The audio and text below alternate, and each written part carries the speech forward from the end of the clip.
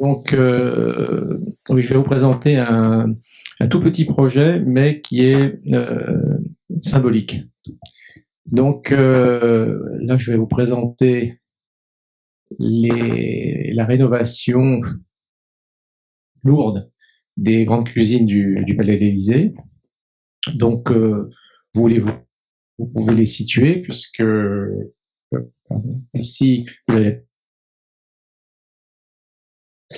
cette vue-là, et puis donc sur la droite, assez discrètement, il y a une cour des cuisines qui descend jusqu'au -1, et c'est une disposition de l'époque de Napoléon III. Je vous expliquerai ça plus en détail.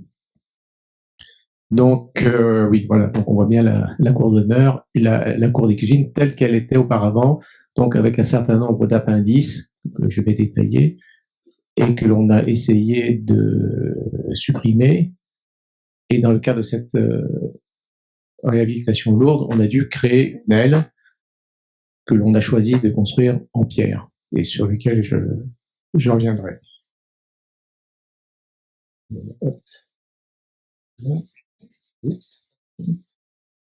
Voilà. Donc sur la construction, alors on voit la coupe, c'est important. Pardon, c'est pas là. Voilà. Donc le sol de la cour est un niveau plus bas que la cour d'honneur, enfin le sol de la ville, on peut dire en général. Voilà. Et c'est un élément donc qui a été construit sous Napoléon III. Donc il y avait des dispositions qui n'étaient pas les mêmes, qui ont été détruites et qui ont été reconstruites complètement, puisque du Palais de l'Élysée, ben, vous avez l'hôtel des Fruits lui-même, qui est en grande partie 18e, et tout le reste a été détruit, reconstruit plus ou moins à l'identique et rationalisé, et tout le dispositif des cours latérales également. Donc vous avez la cour d'honneur, la cour d'ouest, et puis vous avez cette cour des cuisines qui distribue les grandes cuisines qu'ils ont sous cette pièce-là, qui est la salle des fêtes construite sous Napoléon III. Donc tout ça pour vous dire que c'est un État qui était 100% Napoléon III avant qu'il soit considérablement modifié pour le moderniser au fur et à mesure du temps. Voilà, donc on voit les transformations. Donc cette grande cour a fait l'objet de tas d'adjonctions. Dans les années 30, on a disposé de 2 ailes qui ont réduit la section de la surface de la cour. On a développé un espèce de monte-charge qui distribuait les étages de la présidence. Et puis ici, vous voyez le grand salon Napoléon III et les grandes cuisines qui sont juste en dessous. Et vous voyez des grands exors d'air qui sont venus complètement masquer tout ce qui s'est passé dans cette cour. Voilà. Donc là, vous avez toutes ces adjonctions, c'est-à-dire que vous avez une première adjonction, une deuxième, qui sont venues consommer le volume de la cour. Donc, il a fallu gérer cette situation et l'améliorer. Donc là, on voit bien la disposition de la cour, les grandes cuisines voûtées Napoléon III en dessous, le salon Napoléon III, la grande salle des fêtes où se passent les grandes manifestations, les dîners d'État, etc. Donc cuisine, dîner d'État, à ramener la vaisselle, à ramener les plats, et ensuite les traiter là. Et aujourd'hui, il y a encore 2 ans, tout se faisait à la main. Tout se faisait à la main, et il y avait un petit monte-plat qui montait les 300 repas petit à petit en haut. Donc c'était quand même un petit exploit, pas quotidien, mais enfin régulier. Bon, voici les grandes cuisines telles qu'elles étaient, donc qui datent de l'époque de François Mitterrand. Et vous avez donc les grandes voûtes au-dessus desquelles vous avez le salon Napoléon III. Voilà. Et vous avez la vue de la cour telle qu'elle est, à peu près avec les dessins de 1984, qui était donc l'aménagement, le dernier grand aménagement de cette zone. Donc vous avez évidemment, vous voyez ces grands volumes d'exor d'air.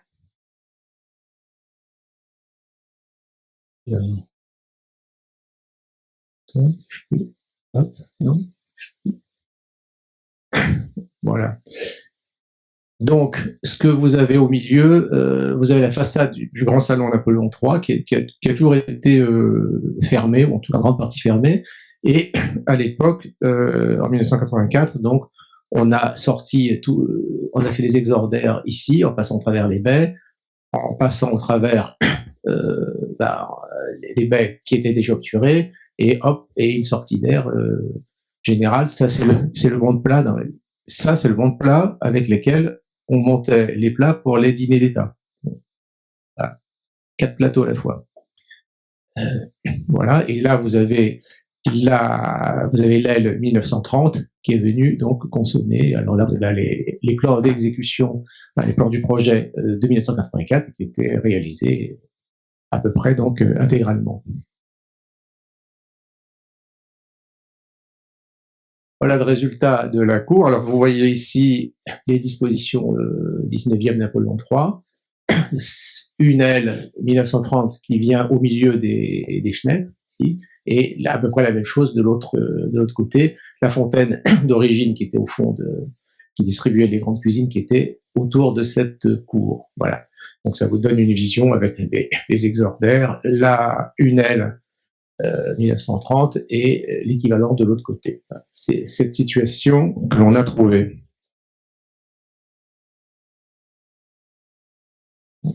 Je sais jamais si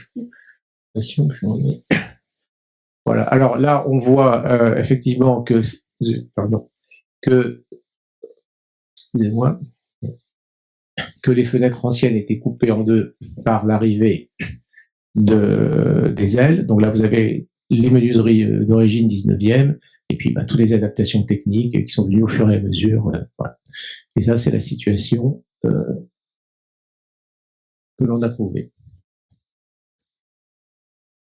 Voilà. Alors, vous avez ici à droite les résultats d'une première étude de faisabilité, où vous voyez en blanc les volumes nécessaires pour le nouveau fonctionnement, avec cet élément-là qui était l'ascenseur qui permettait de distribuer l'arrivée pour prendre les plats directement de la cuisine vers la salle des fêtes au-dessus. Donc ça, c'était un schéma qui nous faisait tordre le nez. Mais bon, voilà, c'était un schéma purement fonctionnel. Et il a fallu trouver un projet qui soit quand même, qui ne subisse pas ces contraintes de volume. Donc, évidemment, la création d'un ascenseur avec le schéma tel que vous voyez à gauche. Alors, on a commencé à faire des croquis, des maquettes, et on est arrivé assez rapidement à ce que il y avait une aile qui était conservée, un petit peu améliorée, et l'autre qui devait être démolie et reconstruite. Et donc, on a fait un effet d'avant-corps pour loger l'ascenseur jusqu'au bon niveau. Et on a fait des petites ailes latérales en biais pour pouvoir dégager justement les fenêtres que l'on voyait tout à l'heure consommées à moitié par l'aile qui précédait. Et sur le côté, et là on ne le voit pas encore, on a mis des galeries vitrées pour assurer une distribution périphérique. Voilà. Ici. Donc voilà le détail de la maquette. Donc voilà les murs en biais pour dégager ces fenêtres. Donc cet avant-corps est tenu un petit peu en avant. Donc l'ensemble des baies, des arcatures en quelque sorte du salon Napoléon III était donc dégagé avec un système d'exordaire complètement différent, la fontaine maintenue, et ce que vous avez là de chaque côté, ce sont les galeries vitrées en réalité, qui sont venues évidemment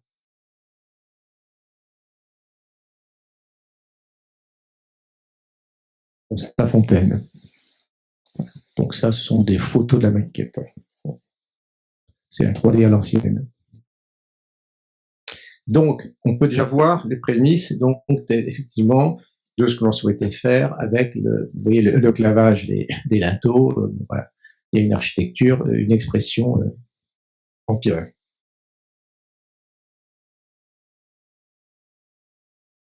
Alors, il y a toujours des cookies. Voilà, plus en détail. Bon, ça, je vais passer.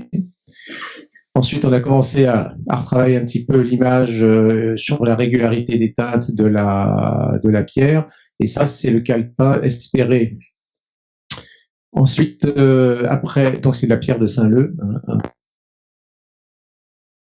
Chercher les pierres en carrière et on a fait un dialogue avec la carrière un peu tardif. Si c'est à refaire, on le ferait plus en amont. Puisque la disponibilité de la hauteur des assises ne correspondait pas tout à fait à ce que nous avions dessiné. Donc on a dû retravailler le calepin pour utiliser, je veux dire, de manière normale, sans aller chercher absolument des lits qui fassent 8 cm de plus à tout prix, même utilisant, je dirais, ce qui sort normalement de la carrière.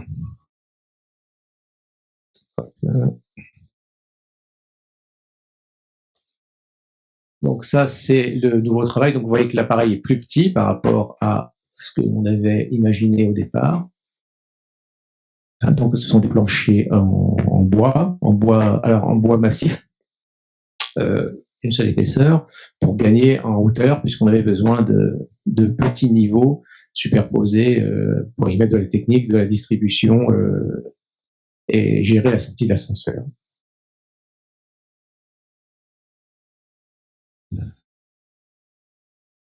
Donc le début du chantier, on commence un petit peu à démolir. Voilà.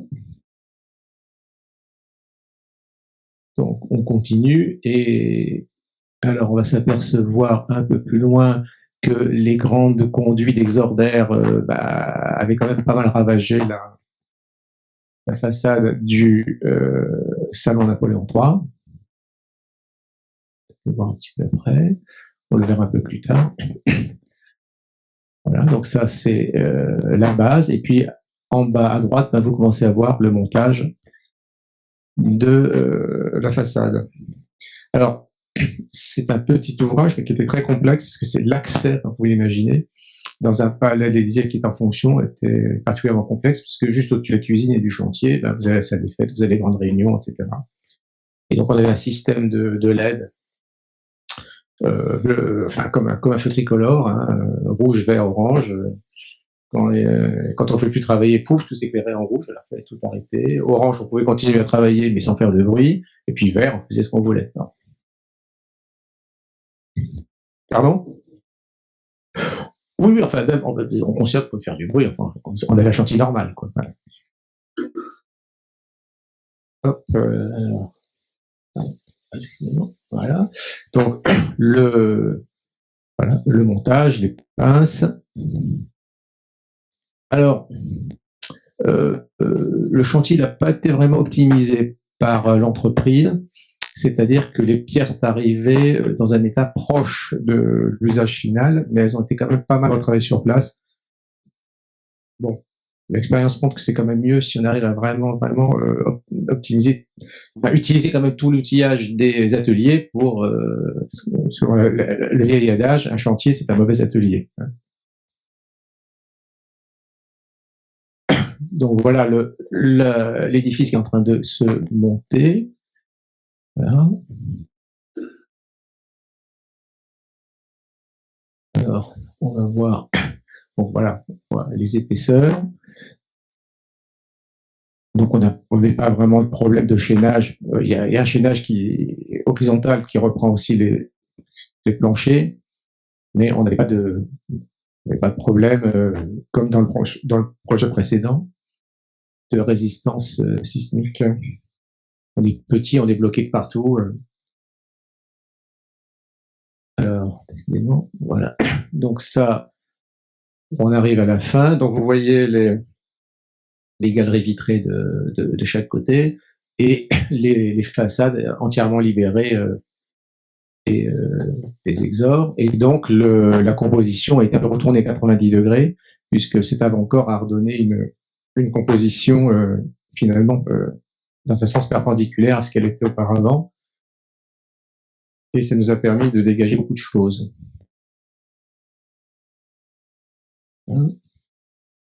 ça, vous avez le détail donc du plancher plein massif, et ça nous permettait de pas voir solive, plancher, etc., et de gagner quelques centimètres. À l'intérieur, bon, c'est du purement technique, hein, c'est vraiment un passage et des salles d'envoi. Voilà.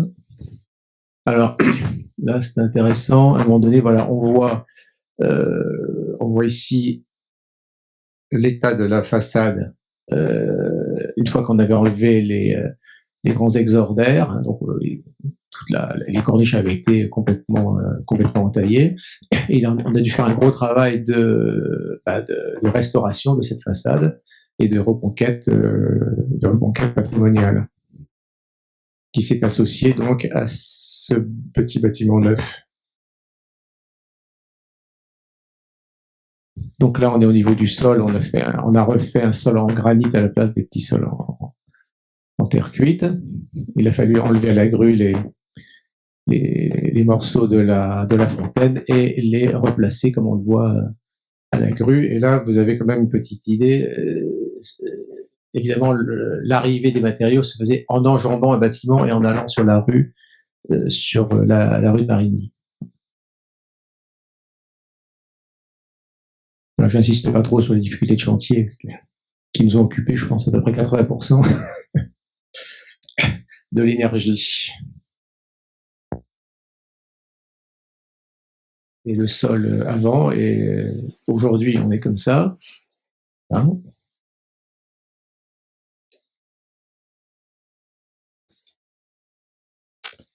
bon, hop, c'est fini. Et ben voilà, c'est la fin.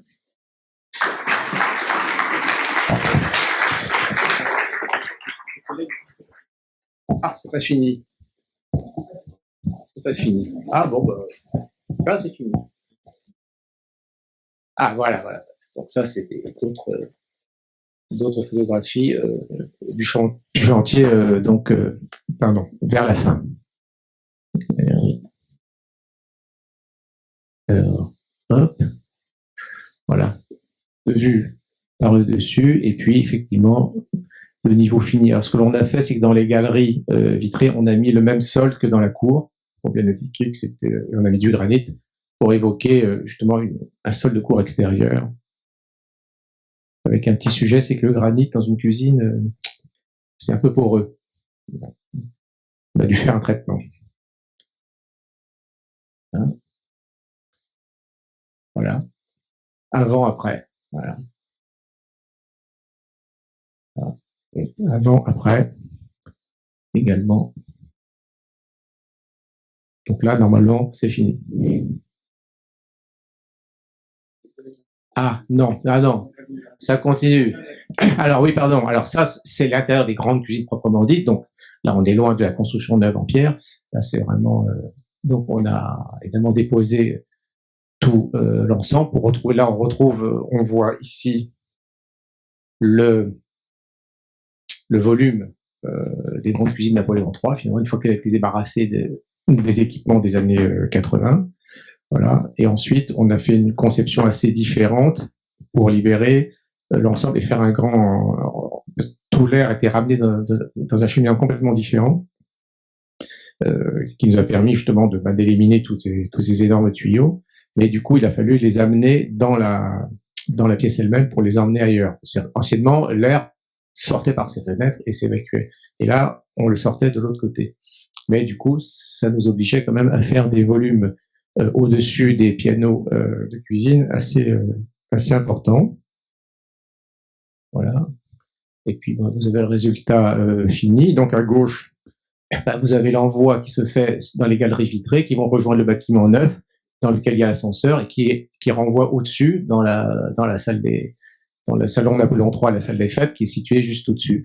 Donc effectivement, il y a aujourd'hui une efficacité, un rendement, et cet ascenseur permet aussi de faire lorsque l'on débarrasse les 300-400 couverts, ou toute autre manifestation. Bon, alors c'est la plus belle cuisine de Paris, hein. Tous les cuisiniers des grands restaurants qui vont là, on veut la même chose, mais dans les palaces, en général, ils ont moins de place. Là, on avait pu se développer au fond, sur une surface à peu près équivalente à l'ancienne cuisine, réparties un petit peu différemment. Et les deux galeries, elles permettent, et l'ascenseur, évidemment, change complètement toute la distribution d'envoi. Alors, effectivement, là, vous avez à gauche les pièces latérales. Alors, je n'ai pas mis de plan, hein, vous m'excusez, mais bon, il y a des confidentialités, on peut pas distribuer les plans. Les photos, on peut. Donc, à gauche, là, vous avez l'état ancien de certaines pièces autour de la cour, et donc avec le dégagement, on a pu quand même retrouver un certain nombre, pas partout, hein, parce que parfois il y a des chambres froides, des choses comme ça, on ne pouvait pas. Mais chaque fois qu'on a pu, on a redégagé les voûtes, redégagé les pièces qui avaient été un petit peu traitées trop techniquement, on va dire. Et voilà. Suite et fin. Et là, c'est fini. Et c'est marqué. C'est marqué. Merci de votre attention.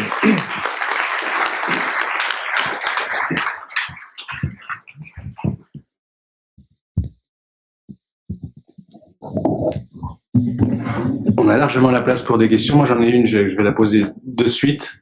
La durée du chantier, de l'étude, de la conception, les deux, en fait. Alors, en fait, la conception, elle était à rebond. C'est-à-dire que le projet original, complètement la cour Napoléon III, on mettait une couverture à dôme par-dessus, telle qu'on la retrouve il y a beaucoup de bâtiments des années 1860 qui ont cette disposition, et dans ce grand volume, on mettait un ascenseur libre qui distribuait. Bon, pour des raisons budgétaires, voilà, des circonstances, on nous a demandé de travailler un projet moins radical, donc ce qui est le produit que vous avez vu. Donc, il y a une gestion assez longue, convaincre tout le monde qu'on n'allait pas faire une cuisine Ikea, mais que ce serait beaucoup plus compliqué que ça.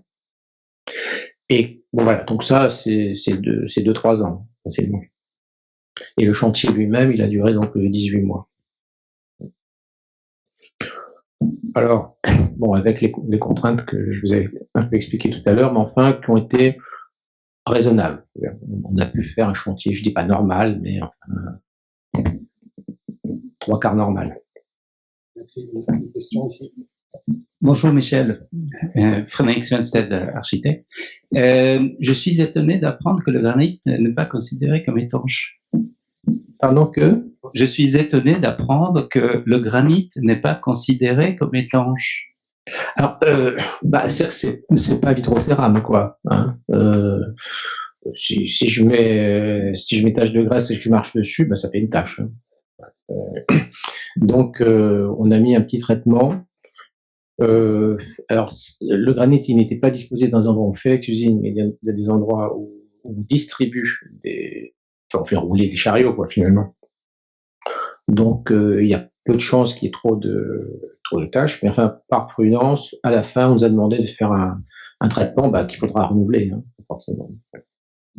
Mais on voulait vraiment que le sol des galeries qui a été prise sur ce qui restait de l'emprise du sol soit traité de la même manière que le sol extérieur. Bon, on aurait pu faire autrement, mais on a pas mal insisté pour des raisons architecturales, et bon, on a été suivi.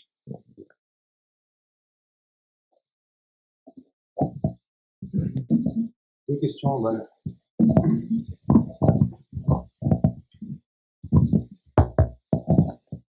Premier Graal Nico, gagné. Oui, bonjour. Emmanuel Guimont, Aristé Architecte, merci pour votre présentation. Une petite réponse peut-être pour le granit, c'est surtout pour des raisons d'hygiène qu'on doit traiter le granit pour éviter évidemment que les microbes s'incastrent dedans dans le cadre des cuisines. Pour que cet exemple nous serve un petit peu, est-ce que déjà peut-être une autre petite question annexe au niveau de vos planchers en bois, est-ce qu'il y avait des nécessités de coupe-feu et est-ce qu'ils participaient à la triangulation du bâtiment? Alors, non, il n'avait pas, parce que c'est un système bois qui peut être considéré comme continu, hein, avec ses retraits. Par contre, oui, les coupe-feux, c'est un dispositif industriel de bois massif. En fait, c'est une dalle de bois, en fait. Bon, ça permet d'être, on était à 18 cm, bon, ça permet, et 18 cm fini dessus-dessous. Et voilà, ça nous permettait de gagner 7-8 cm sur des hauteurs. On était à 2,10 m plutôt que 2 mètres. Voilà. C'était un petit peu, et ça nous permettait, en faisant comme ça, de gagner quand même un niveau de distribution. Parce que d'un côté, on distribue des grands volumes dans le salon Napoléon III, mais en perpendiculaire, on a des distributions plus normales, de volumes plus normaux, dans lesquels il y a la plonge, etc., là où on range la vaisselle, donc quand on débarrasse, il faut pouvoir accéder à ces endroits-là. Donc on est obligé d'avoir un système de répartition de plancher quand même un peu contraignant, et c'est pour ça qu'on a pris ce système-là. C'est vraiment, puis on avait des petites portées, enfin voilà, c'était bien adapté à la situation. Et donc l'autre question,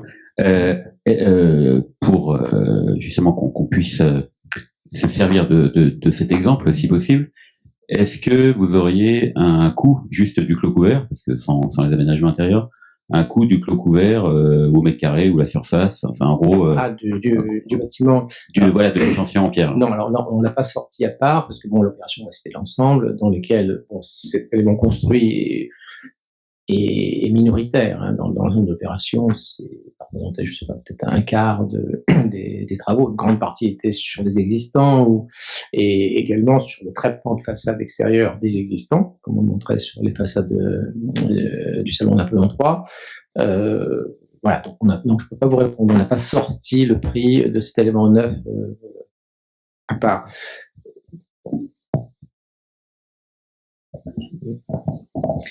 Laurent Pradou, architecte des bâtiments de France, chef de l'UDAP de l'Aisne. Qu'est-ce qui a amené au choix de la pierre de Saint-Leu? Est-ce que le LRMH a participé à ce choix? Et quelles sont les hauteurs d'assises maxi et épaisseur des façades? Alors l'épaisseur c'était de 35 cm. Les épaisseurs maximales, ça de mémoire, je crois que c'est 35 ou 40. Mais effectivement, il y a des endroits, pour tomber sur les niveaux d'appui de baie et de linteau, parfois on était plus petit, comme on l'a vu. Divisé par 2, c'était trop, donc on divisait par 3, mais par 3, c'était du coup un peu petit. Mais l'avantage c'est une pierre relativement régulière, la pierre de Saint-Leu, je mets relativement, hein, il y a des petites veines, etc., mais d'une pierre à l'autre, c'est relativement homogène. Donc l'aspect de massivité, je pense, a été conservé. Donc on n'a pas trop regretté de n'avoir pas pu faire ce qu'on avait imaginé au départ avec des assises plus massives. Alors le choix de la Saint-Leu, c'est parce que ça me plaît. Voilà. Non, en fait, c'est que la pierre de Saint-Leu, bon, à Paris, en gros, Saint-Leu, c'est avant le 19e, et puis beaucoup dans les bâtiments royaux, je parle de royaux lourds. Et voilà. J'ai un amour particulier pour cette pierre qui était considérée d'ailleurs comme une pierre de très belle qualité, puis après elle a été remplacée par la pierre de Saint-Maximin, mais que je trouve un peu plus fade. Voilà. Oui, bonjour, je suis dans le fond. Thomas Georges, donc je suis coprésident du groupement des entreprises de restauration de monuments historiques. Dans nos métiers, on est souvent confronté aujourd'hui à des problématiques entre la pierre et le béton qui font pas bon ménage, avec des migrations de sulfate et de chlorure entre le béton et la pierre qui provoque la desquamation prématurée des pierres.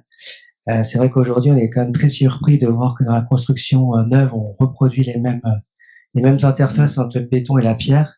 Donc, j'aurais aimé avoir votre analyse en tant qu'architecte en chef des monuments historiques sur ce sujet.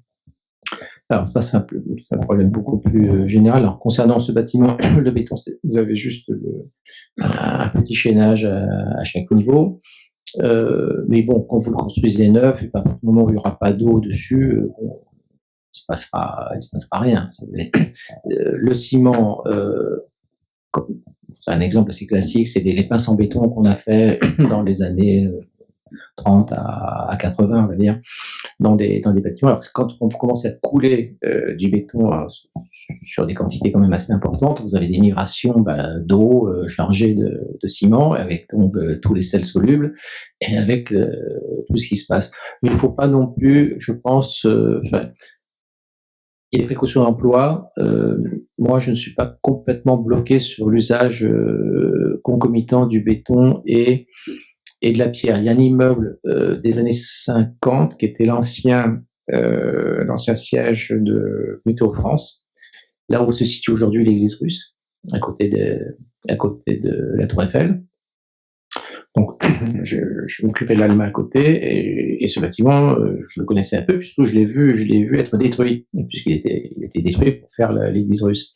Et c'était un immeuble en pierre, et avec des planchers en béton, avec des chaînages à l'intérieur. Et bon, c'est un bâtiment de, je sais plus, 48 ou 50 dans ces années-là, et il a été détruit il y a une petite dizaine d'années, voilà, donc il avait bien vécu, il n'avait pas de pathologie particulière, hein, voilà.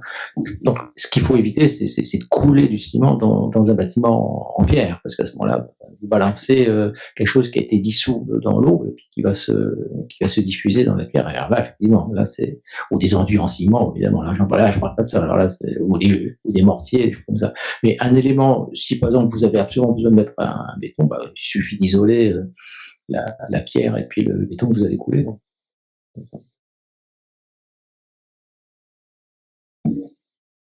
Oui. Ah bah là, si on a coulé du béton directement, il y a forcément une migration dans la pierre. Voilà, donc il faut espérer qu'il n'y ait pas trop de mouvements de condensation, de choses comme ça, avec de l'eau humide qui va venir régénérer et dissoudre les sels solides. Oui. J'ai l'approbation du laboratoire.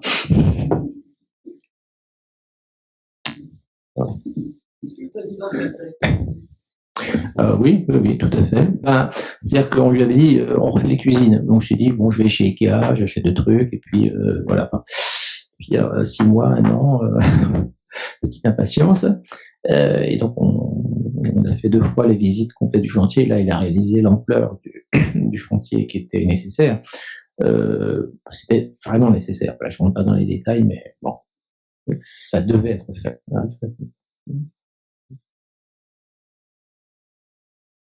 Mais oui, on ne nous a pas particulièrement interrogé sur le choix de la pierre. Ça semblait un choix assez évident. En tout cas, on ne nous a pas dit oui, pourquoi la pierre, est-ce que c'est cher, est-ce que je sais pas. Non, pas du tout. Pour en venir, Michel, pour en venir au granit, il était de quelle origine? Bretonne, non, pas chinoise, je veux dire pas chinoise. Oui, non, mais c'est. PC, pas chinoise. Donc la pierre du bassin parisien et puis un granit breton, bah parfait. Hein. Enfin, moi je pensais pas que c'était si poreux que ça non plus. Mais... Non, bah, c'est pas une éponge, hein, mais c'est pas du céram. Voilà, céram, c'est 0 pénétration d'eau. Hein. Bon, là, c'est pas 0. Moi, je l'ai vu, on a vu commencer à même juste après le chantier, des petites taches, des choses comme ça. C'est